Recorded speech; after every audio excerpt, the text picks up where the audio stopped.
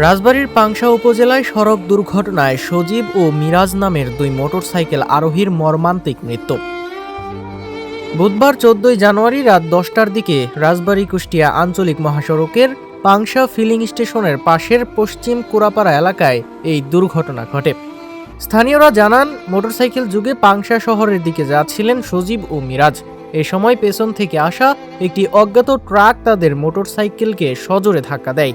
এতে ঘটনাস্থলেই সজীবের মৃত্যু হয় এবং গুরুতর আহত হন মিরাজ।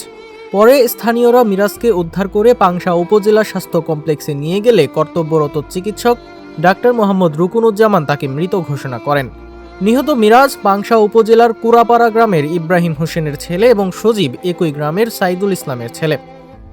পাংশা হাইওয়ে থানার ভারপ্রাপ্ত কর্মকর্তা ওসি মাসুদুর রহমান মুরাদ দুর্ঘটনার বিষয়টি নিশ্চিত করে বলেন, ট্রাকের ধাক্কায় মোটরসাইকেলের দুই আরোহীর মৃত্যু হয়েছে। ঘাতক অজ্ঞাত ট্রাকটিকে শনাক্ত ও আটক করার চেষ্টা চলছে। এ ঘটনায় আইনগত প্রক্রিয়া চলমান রয়েছে।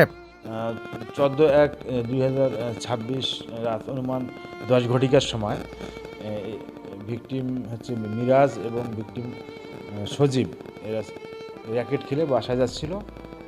বাসায় যাওয়ার সময় রাস্তা পার হওয়ার সময় অজ্ঞাতনামা ট্রাক তাদেরকে মোটরসাইকেলে চাপা দিলে তারা ঘটনাস্থলে একজন মৃত্যুবরণ করে এবং ফায়ার সার্ভিস এবং পুলিশের টিম উদ্ধার করে হাসপাতালে নিয়ে আসলে হাসপাতালে একজন মারা যায়। লাশের সুরতল করা হয়েছে এবং ভিকটিমকে লাশ বুঝিয়ে দেওয়া হয়েছে এবং আইনগত ব্যবস্থা প্রক্রিয়াধীন।